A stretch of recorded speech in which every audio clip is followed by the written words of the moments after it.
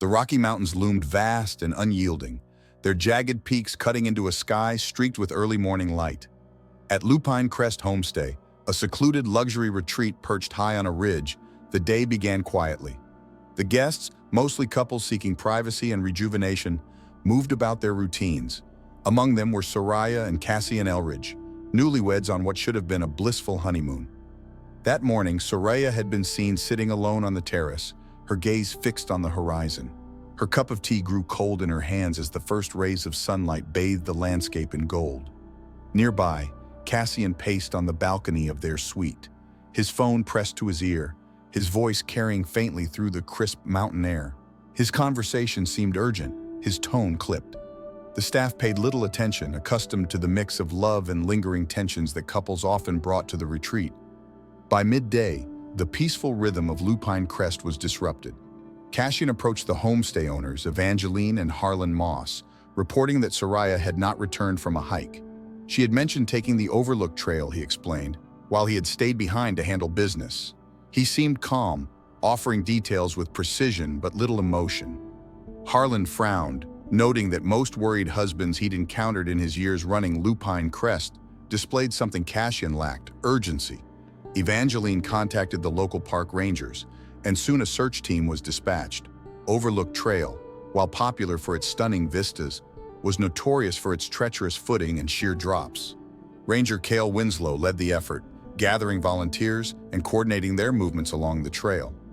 Sariah's description was simple: petite, dark hair pulled into a braid, dressed in a bright red jacket. She carried only a water bottle and her phone, leaving her ill-prepared for the rugged terrain. As the search progressed, details of Sariah's and Cassian's stay began to emerge. Staff members whispered about the visible strain between the couple. The night before her disappearance, Sariah had been seen near the outdoor fire pit, her hands pressed to her face as though stifling tears. Cassian had left the suite abruptly, car keys in hand, returning hours later. The argument had not gone unnoticed, and it added an undercurrent of suspicion as the search continued. By evening, the search teams returned to Lupine Crest without results, though a crucial clue had been found. One volunteer had spotted a scarf tangled in the branches of a low tree near a narrow section of the trail. It was crimson, unmistakably Sariah's, and its location suggested she might have strayed dangerously close to the ravine's edge. The ground around the area showed scuffed dirt and disturbed foliage, as though something or someone had disrupted the landscape. Cassian's behavior during these developments drew quiet scrutiny. He remained composed, answering questions from rangers and staff with calculated precision. He spoke of Sariah's independence, her love of nature, and her tendency to wander off the main trail to sketch or explore. Yet his demeanor, detached, almost clinical, left an impression on those around him. Harlan, in particular, watched him closely, sensing an incongruence between his words and his actions. As night fell, a deeper unease settled over Lupine Crest. In the glow of the lodge's grand stone fireplace, Harlan and Evangeline discussed the day's events in hushed tones. Harlan mentioned the scuff marks near the scarf's location, noting they didn't align with a simple stumble or fall. Evangeline spoke of Sariah's behavior the morning she disappeared, her subdued demeanor, the way she had lingered on the terrace as though weighed down by invisible burdens. By the next morning, the search resumed, the team pushing farther along the trail and into less accessible terrain. Ranger Cale felt the pressure of time and the growing sense that this was no ordinary disappearance. The clues hinted at something more deliberate, a scenario that gnawed at his instincts. He couldn't shake the image of the scarf, caught in the branches like a silent witness, and the marks in the soil that told a story yet to be understood. The Rocky Mountains, so majestic in their beauty, now seemed to loom with foreboding. The crisp mountain air carried a chill that went beyond the season, as though the land itself held secrets waiting to be uncovered. And somewhere, beneath the towering pines and craggy cliffs, the truth of Sariah Elridge's fate lay shrouded in silence. Morning in the Rocky Mountains was serene but sharp, the air biting and the sun casting long, cold shadows over the rugged landscape. At the Overlook Trail, Ranger Cale Winslow and his search team pressed forward. The path narrowed dangerously near the ridge, its loose soil betraying signs of disturbance. Scuff marks and uneven footing led Cale to stop and survey the area more closely. A volunteer's voice broke the silence, calling out from the edge of the trail. Beneath a cluster of leaves, they had uncovered a faint but unmistakable stain of blood. Cale's heart sank. The trail told a grim story. Someone had fought to stay on their feet here, and they had failed. Securing a rope, Cale descended carefully into the ravine. The rocks were treacherous, and frost clung stubbornly to the shaded areas. As he reached the bottom, his eyes caught a figure crumpled against the stones. It was Sariah Elridge, her dark hair matted with blood and her scarf twisted tightly around her neck. Her hands bore bruises and scratches, clear evidence of a struggle. The stillness of the scene was overwhelming, and Cale radioed his discovery back to the team. The search for Sariah was over. When detectives Celine Arlo and Dorian Kane arrived, Cale guided them down to the body. The ravine was now a crime scene, marked by signs of violence rather than the misstep of an unlucky hiker. Sariah's injuries were unmistakable: bruises around her neck, defensive wounds on her hands, and a smear of blood on nearby rocks. The scarf, too tightly wound, spoke of something deliberate, not accidental. The scuff marks from the ridge above painted the picture of a struggle, with desperation etched into every displaced grain of soil. The detectives returned to Lupine Crest homestay that afternoon, bringing grim news. Cassian Elridge, Sariah's husband, was waiting in the lounge, sitting alone by the fire. He didn't rise when the detectives entered, only turning slightly to meet their gazes. They delivered the confirmation of Sariah's death, watching closely for his reaction. His face shifted, enough to simulate grief, but not enough to convince the seasoned investigators. Cassian explained the morning Sariah left for her hike. He recounted their breakfast and her mention of exploring the Overlook trail. He claimed to have stayed behind to work on a business call, his tone controlled, his answers precise. The details were consistent with his earlier account, but they felt too practiced, too clean. Celine pressed for more information, asking about the previous night. Cassian reluctantly admitted to an argument, a disagreement over money. He dismissed it as trivial, insisting it was resolved by the morning. His composure held, but there was a subtle tension in his voice, a hesitation that betrayed him. Celine noted it carefully. The discovery of Sariah's body, combined with the bloodied rocks and the scuff marks on the trail, painted a clear picture of violence. Back at the station, Celine and Dorian reviewed the evidence. The fibers on Sariah's neck matching the scarf, the GPS data placing Cassian near the ravine during the critical hours, and the growing list of inconsistencies in his story. It was becoming increasingly difficult to reconcile his account with the reality unfolding before them. In Sariah's belongings, Celine found a journal. The pages revealed her growing unease about Cassian's behavior in the weeks leading up to their honeymoon. She had noted his preoccupation with her savings account, his frequent questions about their finances, and her fear that something was amiss. One entry stood out, a chilling precursor to what would follow. Cassian keeps asking about the money. I'm starting to wonder if he cares about me, or just what I have. The clues pointed not just to a crime of passion, but to a calculated act. Sariah had suspected something was wrong, but she couldn't have known just how far her husband was willing to go. That evening, Celine pieced together the timeline. Sariah's scarf, left bloodied and twisted, had become a silent witness to her final moments. The scuff marks on the ridge told of a desperate fight, the defensive wounds on her hands of her courage to resist. The bloodied rocks spoke of Cassian's rage, and the staged fall into the ravine revealed his cold determination to cover his tracks. As Celine prepared her report, the shadows of the mountains deepened. The pieces were falling into place, but the full truth still lay hidden, waiting to be unearthed. Cassian had secrets, and Celine was determined to uncover every last one. The Rocky Mountains stood as silent witnesses to the unraveling story of Sariah and Cassian Elridge. To their friends and family, they appeared to be the perfect couple, a vibrant artist and an ambitious entrepreneur, bound by love and shared dreams. But perfection, as it often is, was merely a facade. Their story began 2 years earlier in Denver at a gallery opening where Sariah had unveiled a series of murals celebrating resilience and beauty. She was magnetic that night, her passion and creativity evident in every word as she described her work. Cassian, the charming CEO of a promising tech startup, approached her with effortless confidence. Their connection was instant. Sariah was drawn to his ambition and his apparent stability, while Cassian saw in her an innocence and optimism that offered a reprieve from his own chaotic world. Within months, they were inseparable, a couple that turned heads at every event they attended. Beneath the surface, however, cracks began to form. Cassian's outward success masked the chaos in his personal life. His startup, though admired by investors, was hemorrhaging money. To fill the gaps, he turned to gambling. What began as casual bets during business retreats spiraled into high-stakes games in private clubs. By the time he met Sariah, he was already deep in debt to dangerous creditors. When Sariah confided that she had been saving diligently for years, money she hoped to use for her dream studio in their future, Cassian didn't just see love, he saw an opportunity. When Cassian proposed to Sariah under the glow of string lights at an outdoor art market, she accepted without hesitation. The ring was beautiful but understated, just as she liked it. For Cassian, it was another calculated move to keep things modest and avoid raising suspicions about his financial situation.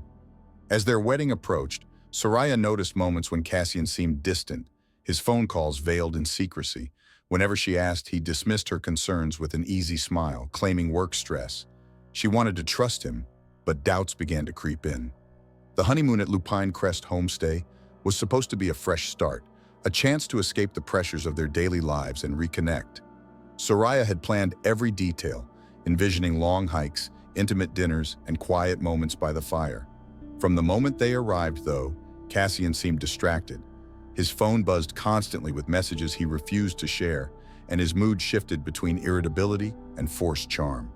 Sariah tried to mask her disappointment, suggesting a hike to the Overlook trail in hopes that the breathtaking views might rekindle their connection. Cassian agreed, though his enthusiasm felt hollow. By the second night, tension between them reached a breaking point. Sitting by the outdoor fire pit, Sariah confronted him about his behavior. She accused him of being distant, of hiding something, of caring more about his work than their marriage. Their argument escalated when she brought up her savings, voicing her suspicion that he had been looking into her accounts without permission. Cassian deflected, accusing her of being paranoid, but the accusation hit a nerve. Sariah, hurt and frustrated, left him by the fire and returned to their suite alone. Cassian spent the night pacing, his mind racing. His creditors had called earlier that day, their threats growing more explicit. He was running out of time. Sariah, her trust, her money, was the only solution left. But the argument had sealed it. She would never willingly give him access to her savings. By the time dawn crept through the curtains, Cassian had made his decision. Sariah couldn't be reasoned with, and she couldn't be left to expose his lies. The Overlook trail would be where it all ended. The next morning, Cassian suggested they take the hike together, framing it as an apology and a way to move past their argument. Sariah hesitated but agreed, hoping this gesture might signal a turning point in their relationship. They walked through the towering pines, Cassian keeping up the charade of the repentant husband. He asked about her art, her dreams, their future, all while his eyes darted toward the narrowing ridge ahead. The trail curved to reveal the Overlook, a breathtaking vista where the valley stretched endlessly below. Sariah paused at the edge, the wind catching her hair as she took in the view. As Sariah turned to him, her expression softened. Cassian moved closer. His breath quickened, his mind fixated on the plan he had rehearsed. The look on his face shifted, his charm replaced by something colder, sharper. Sariah's smile faltered as a flicker of doubt crossed her face. There was no time for her to react before everything changed. The Mosses, owners of Lupine Crest homestay, had long prided themselves on their ability to provide guests with a luxurious and peaceful retreat. Over the years, they had hosted countless couples, families and individuals seeking solitude in the Rocky Mountains. Sariah and Cassian Elridge had seemed no different when they arrived, charming, polite, and eager to enjoy their honeymoon. Yet, in hindsight, the Mosses couldn't ignore the uneasy feeling that began to grow during the couple's stay. Evangeline Moss, always observant, noticed subtle shifts in the couple's demeanor. Sariah's initial excitement seemed to fade with each passing day. The young woman's once bright smiles became rare, replaced by a quiet and introspective demeanor. In contrast, Cassian maintained an air of polished calm. He charmed the staff, offered generous tips, and made a point to praise the homestay's amenities. But even his practiced charm couldn't completely conceal the tension between them. The night before Sariah's disappearance, Evangeline overheard raised voices from the couple's suite while she was tending to plants on the terrace. Sariah's tone was filled with anger and frustration, while Cassian's responses, though lower and harder to hear, carried a sharp edge of irritation. Words like trust and money floated through the cool mountain air. Hours later, as Evangeline tidied up the dining area, she noticed Cassian walking briskly toward the parking area, his phone pressed to his ear. He got into his car and drove off. By the time he returned, the homestay was silent, and there was no sign of Sariah. The next morning, Harlan Moss observed Sariah sitting alone on the suite's balcony. Her shoulders were hunched, and her bright red scarf fluttered in the wind, a vivid contrast to the muted grays of the overcast sky. Cassian soon emerged from the suite, carrying a hiking bag. The two appeared to exchange a few words before disappearing together down the trail toward the Overlook. When the search for Sariah began, the Mosses shared what they knew with the investigators. Evangeline described the argument she overheard and Cassian's late-night departure. Harlan recounted seeing the couple leave for their hike, noting that Cassian's calm demeanor seemed almost rehearsed. The detectives listened carefully, their suspicions about Cassian deepening with every detail. The next day, Detectives Celine Arlo and Dorian Kane returned to the Overlook Trail. The trail's disturbed soil, bloodied rocks, and broken branches painted a grim picture. Celine studied the site carefully, piecing together the sequence of events. It was clear that Sariah hadn't simply slipped and fallen. The evidence told a story of a violent confrontation, one that ended with her being pushed or forced into the ravine. Everything about the scene suggested intent. Among Sariah's belongings, the detectives found a journal. Its pages revealed her thoughts in the weeks leading up to the honeymoon. She wrote about her growing doubts about Cassian, noting his unusual preoccupation with her finances. One entry stood out, describing how she had discovered him attempting to access her savings account without permission. Sariah had confronted him, but Cassian dismissed it as a misunderstanding. Despite his reassurances, Sariah's unease lingered, and her writing reflected her internal conflict. She questioned whether the man she loved was truly who he claimed to be. The journal, combined with the Mosses' accounts, created a clearer timeline of escalating tension. Sariah's initial joy had given way to doubt, her trust eroded by Cassian's increasingly suspicious behavior. Detectives traced Cassian's movements using GPS data from his phone, which confirmed he had been near the ravine at the time of Sariah's death. Financial records revealed another layer to his deception. In the months leading up to the honeymoon, Cassian had made large transfers to private gambling accounts, leaving his personal finances in shambles. As Celine reviewed the mounting evidence, the narrative grew undeniable. Sariah had been cornered, her confrontation with Cassian about her savings sparking an argument that turned deadly. The scuff marks on the trail and the defensive wounds on her hands suggested she had fought back, but Cassian's calculated actions had ensured she wouldn't survive. The red scarf found around her neck became the silent witness to her final moments, a symbol of the betrayal that led to her death. By the time Celine closed her case file for the night, she felt the weight of the truth settle over her. Cassian's desperation, fueled by mounting debts and a crumbling facade, had driven him to destroy the one person who had trusted him unconditionally. Sariah's death was no accident, and the shadows of the mountain seemed to echo her final struggle as the investigation closed in on the man who had betrayed her so cruelly. The pieces of the puzzle surrounding Sariah's death were beginning to fall into place. For detectives Celine Arlo and Dorian Kane, the task was no longer about determining whether foul play was involved. It was about uncovering the exact motive and timing of Cassian's actions. The mounting evidence painted a picture of a man whose desperation had driven him to the edge, and Sariah had been his last hope before everything fell apart. Cassian's financial records told a grim story. Over the past year, he had accumulated significant debts to private gambling clubs, where the stakes were high and the consequences for failure even higher. Transactions showed he had borrowed repeatedly from predatory lenders, using his failing tech startup as collateral. With his creditors closing in and his reputation crumbling, Cassian had one lifeline left: Sariah's savings.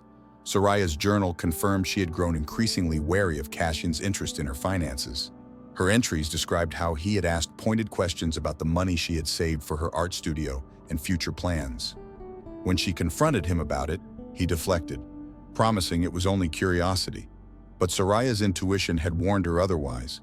She wrote of feeling trapped between love and fear, torn between her trust in Cassian and the growing evidence that he wasn't the man she thought he was. Cassian's attempt to access her savings account shortly before their wedding was the first crack in his facade. When Sariah denied him access, his frustration simmered beneath the surface, manifesting in subtle acts of manipulation. By the time the honeymoon arrived, Cassian's patience had worn thin. The creditors were calling daily, their threats escalating. Sariah's refusal to help him financially wasn't just a blow to his ego, it was a direct threat to his survival. The night before Sariah's disappearance, Cassian's desperation reached a breaking point. The argument overheard by Evangeline Moss wasn't just about trust or typical marital disagreements. Cassian had cornered Sariah, demanding she reconsider granting him access to her savings. Her refusal, combined with accusations that he had been dishonest, enraged him. When Sariah stormed away, leaving him by the fire pit, Cassian's mind began to churn. He left Lupine Crest later that evening, driving aimlessly before finally returning to their suite. By morning, his plan was fully formed. The hike to the Overlook trail was a calculated move. Cassian used the promise of reconciliation to lure Sariah to the isolated viewpoint. Witnesses at the homestay described seeing the couple leave together, with Sariah wearing the same red scarf later found wrapped around her neck. Cassian, carrying a small hiking bag, maintained his polished demeanor. But as the trail narrowed and the trees opened to reveal the vast expanse of the ravine below, the setting became a perfect stage for what he intended to do. At the scene, the evidence spoke of a struggle. Scuff marks in the soil showed that Sariah had resisted, trying to keep her footing as she was forced backward. The bloodied rocks near the edge suggested a blow to her head, delivered with enough force to disorient her. Yet it was the scarf that told the final story. Wrapped tightly around her neck, it left bruises that matched the shape of Cassian's hands. Sariah's defensive wounds confirmed she had fought back, but her strength had not been enough to overcome him. Detectives Celine and Dorian reconstructed the timeline using the evidence and testimony. Sariah had confronted Cassian during the hike, likely demanding to know the truth about his intentions. Her defiance had sealed her fate. In his desperation to gain control of her finances and to silence her before she exposed his lies, Cassian acted with cold calculation. He struck her, then strangled her with the scarf, ensuring she couldn't survive to contradict his alibi. He staged her body at the bottom of the ravine, hoping it would appear to be a tragic accident. The most damning piece of evidence came from Cassian's own phone. GPS data placed him at the exact location of the crime during the critical hours. Furthermore, his attempts to delete text messages from his creditors suggested a man trying to cover his tracks. Detectives also uncovered a series of calls made to Sariah's bank just days before the honeymoon, during which Cassian had inquired about account access, a clear indication of premeditation. By the time Celine and Dorian returned to confront Cassian, their case was airtight. They found him seated in the lounge at Lupine Crest, staring into the fire as if lost in thought. His calm demeanor cracked when they presented their findings. He denied everything at first, insisting that Sariah's death had been a tragic accident. But as the evidence mounted, his defiance gave way to silence. When the detectives pressed him about his debts, his creditors, and the money he had tried to take from Sariah, Cassian's face hardened. The mask of the grieving husband finally fell away, revealing the calculating man beneath. Cassian's arrest was swift, and his silence spoke volumes. As he was led away in handcuffs, the staff at Lupine Crest watched from the shadows, their unease replaced by a grim sense of closure. The story of Sariah and Cassian Elridge, a tale of love, betrayal, and desperation, was no longer a mystery. It was a tragedy that had played out in the shadows of the mountains, leaving behind a trail of heartbreak and unanswered questions. The Rocky Mountains stood as they always had, indifferent to the human dramas unfolding in their shadow. But for those who had witnessed the unraveling of Sariah's life and the darkness within Cassian, the landscape would forever bear the weight of her loss. Cassian Elridge's arrest at Lupine Crest homestay sent ripples through the quiet mountain community. The man who had presented himself as composed and charming was now under suspicion for the murder of his wife, Sariah. Detectives Celine Arlo and Dorian Kane, armed with mounting evidence, escorted him to the station. The evidence was damning, but questions remained about whether Cassian's crime was an impulsive act born of desperation or a calculated plan meticulously executed. In the sterile confines of the interrogation room, Cassian's polished facade began to show cracks. The cold, stark environment was a far cry from the luxury of Lupine Crest, and the weight of the evidence arrayed against him seemed to close in with every passing moment. The room's harsh fluorescent lighting cast sharp shadows, emphasizing the silence. detectives laid out the evidence systematically: GPS data, financial records, and forensic analysis of the crime scene. At the center of it all was Sariah's scarf, bloodied and twisted, the silent witness to her final moments. Cassian's composure faltered as his eyes lingered on the evidence, his mask of indifference slipping. Cassian's financial records revealed a spiraling descent into gambling debts and reckless behavior. Over the past year, he had borrowed heavily from predatory lenders, using his failing tech startup as collateral. The financial strain was evident in his bank statements and credit lines, all of which painted the picture of a man drowning in obligations he couldn't meet.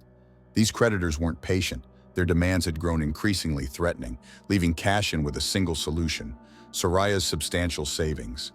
Sariah's journal provided further insight into her growing mistrust of her husband. Her words chronicled his probing questions about her finances and the unease she felt as his behavior became increasingly erratic. One entry stood out, detailing how she had discovered his attempt to access her savings account shortly before their wedding. Though Cassian had dismissed it as a misunderstanding, Sariah's intuition told her otherwise. Her hesitation to grant him access to her finances became the crux of their tension, escalating to the breaking point during the honeymoon. The Mosses, owners of Lupine Crest, contributed critical details that added weight to the prosecution's case. Evangeline's observations of the couple's argument and Cassian's late-night departure, coupled with Harlan's recollection of their departure for the Overlook trail, painted a timeline that contradicted Cassian's claims of innocence. Even the contents of Cassian's hiking bag, discovered during a search of the couple's suite, raised troubling questions. Gloves, duct tape, and rope pointed not to spontaneity, but to premeditation. The trial of Cassian Elridge captivated national attention. The courtroom overflowed with spectators, journalists, and true crime enthusiasts eager to witness the unraveling of the man now dubbed the Honeymoon Killer. The prosecution framed Cassian as a cold, manipulative man who had married Sariah not out of love but as a calculated move to secure financial stability. They presented evidence meticulously, emphasizing the GPS data that placed him at the crime scene, the forensic findings that revealed signs of a violent struggle, and the damning financial trail that spoke to his desperation. Sariah's journal was central to their case, her words offering a chilling window into her growing awareness of her husband's motives. The defense sought to humanize Cassian, portraying him as a man overwhelmed by financial pressures and emotional turmoil. They argued that Sariah's death was a tragic accident during a heated argument, not a premeditated act. They attempted to discredit the prosecution's narrative of calculated intent, claiming that the items found in Cassian's hiking bag were unrelated and coincidental. However, the sheer weight of evidence against him made it difficult to cast doubt.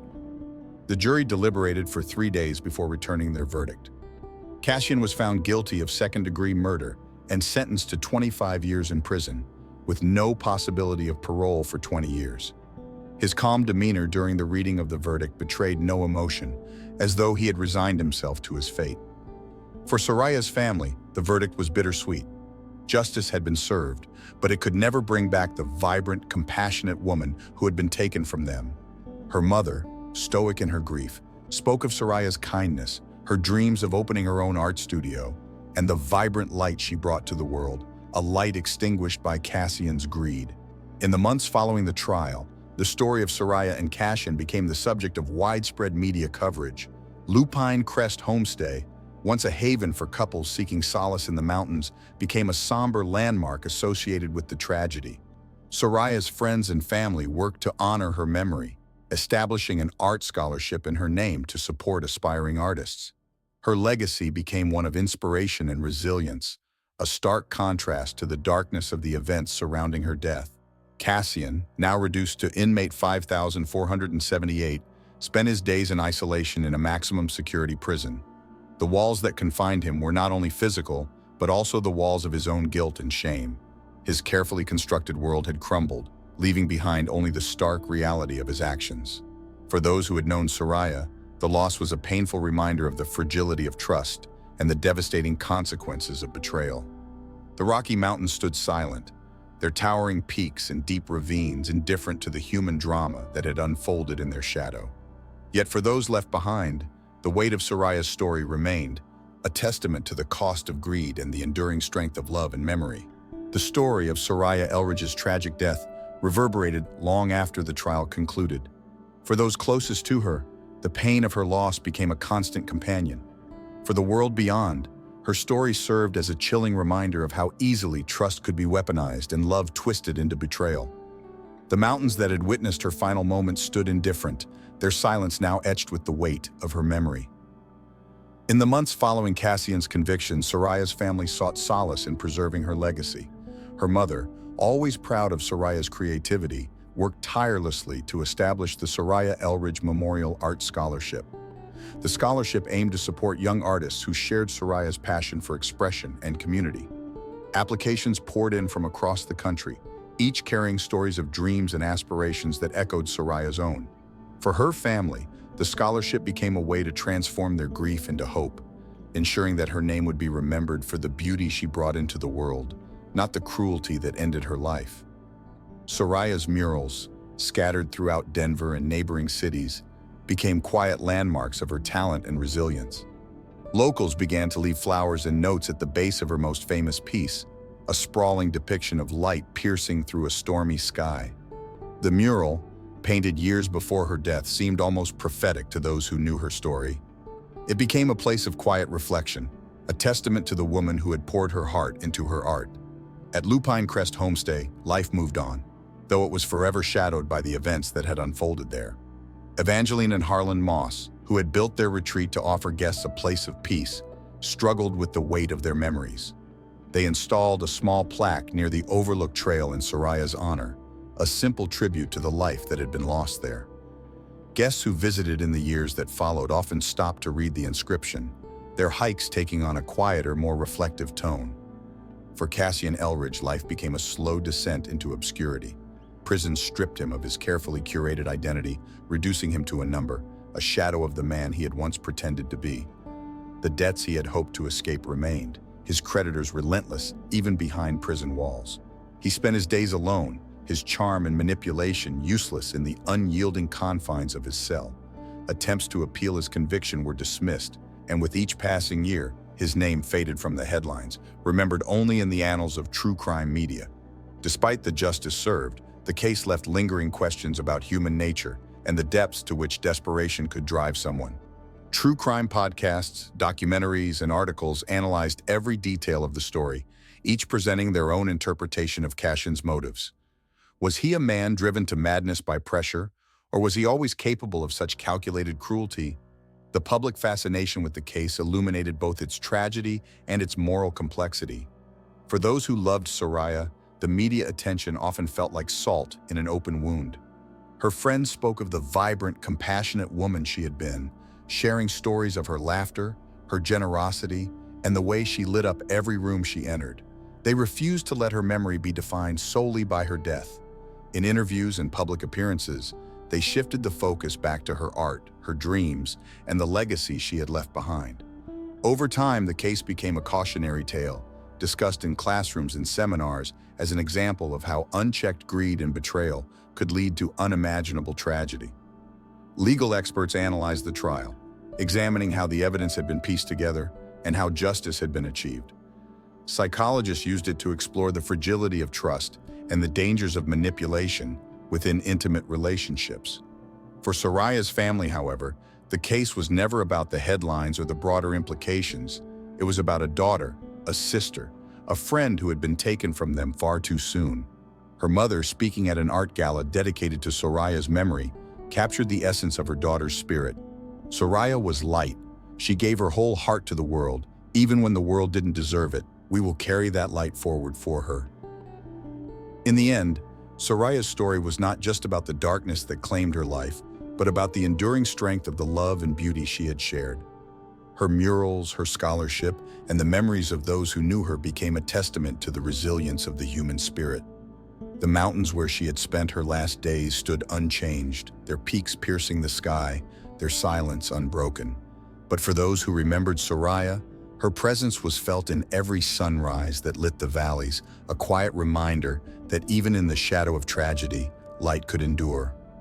The story of Sariah Elridge's tragic death and the subsequent unraveling of the truth serves as a poignant reminder of the fragility of trust and the devastating consequences of greed and manipulation.